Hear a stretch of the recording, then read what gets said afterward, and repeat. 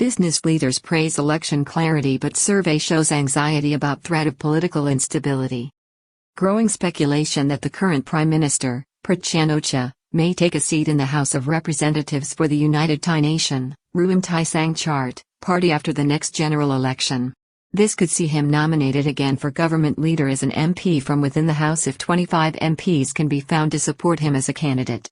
With the support of the junta-appointed upper house or Senate, this would leave him only seeking the support of just over 100 or so MPs to retain his job, although the use of the Senate in this way would be highly controversial and unworkable in the long run if Pheu Thai and other opposition parties secure an overwhelming majority in the House of Representatives. With the general election set for May 14, there has been mixed reaction from the business community in Thailand, with key leaders such as Federation of Thai Industries, FTI, Chairman Prayut Chan welcoming the clarity and decisive way with which the election timetable has now been laid out, while the University of the Thai Chamber of Commerce, UTCC, has warned that a survey of business leaders shows they are anxious that the aftermath of the poll may lead to another period of political instability in the kingdom, which would be disastrous for the economy. Prime Minister Prayut Chan Ocha dissolved the House of Representatives on Monday, while on Tuesday, the Election Commission set May 14 as the date for the 2023 general election. There is growing speculation that, as well as putting General Prayut forward as one of the party's nominees for Prime Minister before April 7 at Bangkok City Hall, the United Thai Nation, Ruam Thai Sang Chart, party may also place him on the rolls of potential party list MPs at the same time. It comes as unease in the business community exists over the threat of political instability if there is not a smooth and peaceful transfer of power after the poll without controversy in June or July. Reaction to the news of May's general election finally being called this week has been generally positive, with key industry leader Mr. Prayut, the chairman of the Federation of Thai Industries, FTI, on Wednesday, welcoming the clarity, with the schedule of events involved being clearly laid out as the Election Commission came forward with key dates for the elderly conduct of the election. This includes a window for the registration of candidates for the 400 constituency seats, which will take place from Monday, April 3 to Friday, April 7 next. Party list candidates must be registered in early April. Speculation that the PM, General Prayut, may be among the hopefuls seeking one of the 100 seats. Party list candidates seeking to contest the 100 party list seats linked with the party's vote share in the national poll must also be registered within the same timeframe window at Bangkok City Hall in the Dindayang area of the capital.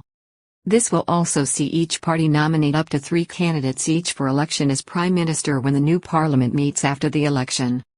In the days up to April 7, there will be speculation on whether the Prime Minister, General Prayut, will be on the MPs list submitted by the United Thai Nation, Ruam Thai Sang Chart.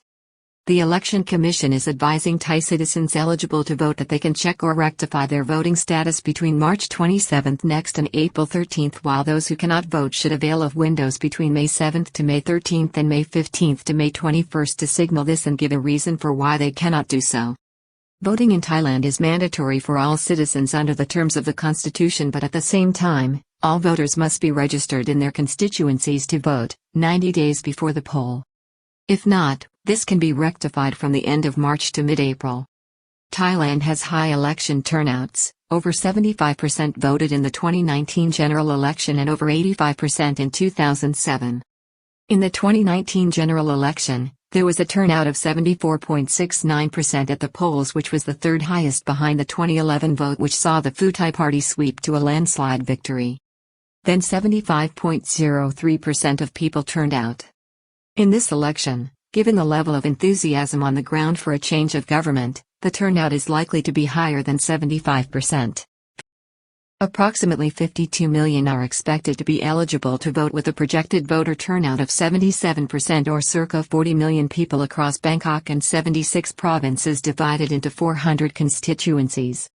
However, it was the end of 2007 which saw the largest voter turnout ever, when the predecessor of the Pheu Thai party, the People's Power Party, also associated with the dominant Shinawatra family, Ruam Thai, with a voter turnout of 85.28%.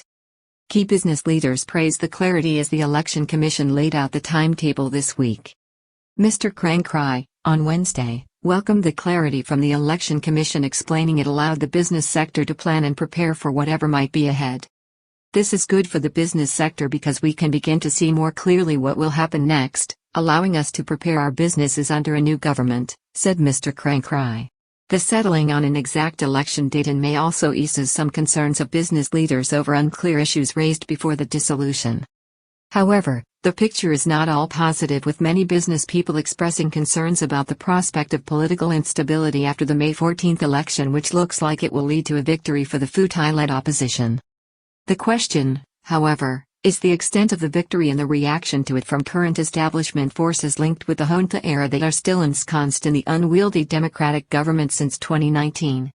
Spectre of political instability depends on the reaction by conservatives to what is expected to be a strong shift towards the opposition in voting. The latest opinion poll from the National Institute of Development Administration, NIDA, published last weekend showed that the Pheu Thai Party, the Move Forward Party and the opposition-aligned Thai Sang Thai Party of former Pheu Thai Party strategist Kaniyang Sudarat Kiurfan commanding 70.1% of voters who expressed a preference for a political party. However, after this election, it will take any combination of parties to initially command over 375 MPs in the House of Representatives if the Senate or Upper House, as it may well do, opts to support an alternative choice for Premier in what would still be a very controversial move if, as looks likely, the electorate expresses a preference for a change to a Pheu Thai-led government. Nevertheless, if Prime Minister Prayut Chan Ocha was nominated by 25 MPs in the House of Representatives and received the support of just over 100 other MPs, then with the support of the Senate, he could form an administration, although its ability to govern and legitimacy would be highly questionable if it came to power on this basis and time limited to 1 year. That is because another key factor is that the Senate will not have the same power to vote in the election of a Prime Minister after June 2024, when under Section 272 of the Constitution, this power expires. Role of the upper house may be pivotal in electing the next PM, but a strong Pheu Thai win would give it moral power with the Senate's abolished in 2024. This is all an area of doubt, giving rise to some genuine unease among the business community, as Thailand is already facing an economically challenging year against a backdrop of impeded exports and rising geopolitical tensions to achieve up to 4% GDP growth, backed up by a projected arrival of 27 million foreign tourists in 2023. Political instability is highly damaging to the kingdom's economy both in the short and long term. On Wednesday, this goal appeared tenable when the government revealed that from January 1 to March 18 the country welcomed 5.6 million visitors. However, political instability in 2010 and 2014 has shown itself to be a negative factor when it comes to foreign tourist arrivals, as well as damaging the country's long-term foreign investment prospects, which has seen Thailand trailing behind countries such as Indonesia and Vietnam over the past 2 decades. Mr. Thanavath Phanvikai of the University of the Thai Chamber of Commerce, UTCC, while acknowledging also that the election campaign itself may see a large domestic expenditure boost to the economy estimated at 100 billion to 120 billion, or a possible boost to GDP of 0.4 to 0.7%, highlights the genuine concern of the kingdom's business community. He revealed that a survey undertaken by the institution shows genuine apprehension in the sector about the potential for political stability in the aftermath of the May 14 poll. Controversial Section 272 provision allowing the Senate to vote in the election of the Prime Minister can be leveraged, but at what political cost? Not only is there a concern that the 2017 provision empowering the Senate to become a decisive voice may be exploited, but there are also fears the possibility of a Pheu Thai-led government may open up old, divisive political wounds, and that it may prove difficult to wrench the junta-era establishment from power while the possibility of exercising Section 272 exists. This will all unfold sometime in June and July after the election results are confirmed and the new House of Representatives meets. On Monday, Thai Prime Minister Prayut Chan Ocha made the decision to request that Parliament be dissolved by royal decree. The order means all MPs have lost their positions while the Thai Senate or Upper House remains in place until its term expires a year later in 2024.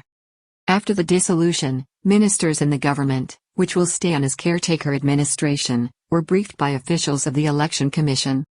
As caretaker ministers, they are not allowed to make major decisions which may be binding on the next government, make civil service or state enterprise appointments or transfers. They are also prohibited from removing key officials except with the express permission of the powerful Election Commission. They are also prohibited from using state resources and facilities in any way which may assist them in furthering their electoral ambitions. After the House was dissolved, on Monday, General Prayut Government House took time to speak, at length, with the media posse that accompanies him. On Tuesday, the Election Commission confirmed Sunday, May 14 as the election date with early voting on May 7, the day provisionally set for the poll some months ago. On Monday, however, after ordering the dissolution of the House of Representatives, a reflective Prime Minister took time with the media posse who he has had a fractious relationship with since he took power in 2014 to reflect on his tenure since 2019 as a democratically elected leader. He went out of his way to thank the reporters and the media in general for their service to the country in the last 4 years in government and to tell them specifically that he was not angry with either the media or anyone as his latest government and perhaps his political career winds down. Bad week on the campaign trail for General Prayut as a lack of public enthusiasm makes itself known. The warm comments from the PM on the grounds of Government House came after a particularly stormy and bruising week on the campaign the week previously for him. General Prayut, in a relaxed and cheerful manner, answered the reporters' questions and accepted that in the past 4 years, he had not been able to get all he wanted to do over the line. PM says his family and wife are not keen on him becoming a fully fledged politician. Proud to have helped develop a modern economic base for Thailand. Appearing to be relaxed in the company of the reporters, he revealed that his family and his wife are not particularly enthusiastic about him becoming a full-time politician, although he said they supported him. He admitted he was proud to have been Prime Minister for the last 8 years and said that he was grateful also to the ruling Palong Pracharat Party and all who had assisted him. The PM explained to the press group the responsibilities of governing under a democratic coalition involved due regard for cabinet responsibility and also making sure that all plans and projects were able to be funded. He signaled the government's flagship Eastern Economic Corridor, EEC, project and the tens of billions in foreign investment being channeled into the country at the moment to build a new, more modern industrial base as a key achievement. Speaking frankly, he told the reporters, many of them female and from the younger generation, that he often got frustrated because his job has been a stressful one, but assured them that, at the end of the day, he was not angry with anyone. Growing speculation that General Prayut, whether as Prime Minister or not after the election in may become an MP in the next House of Representatives.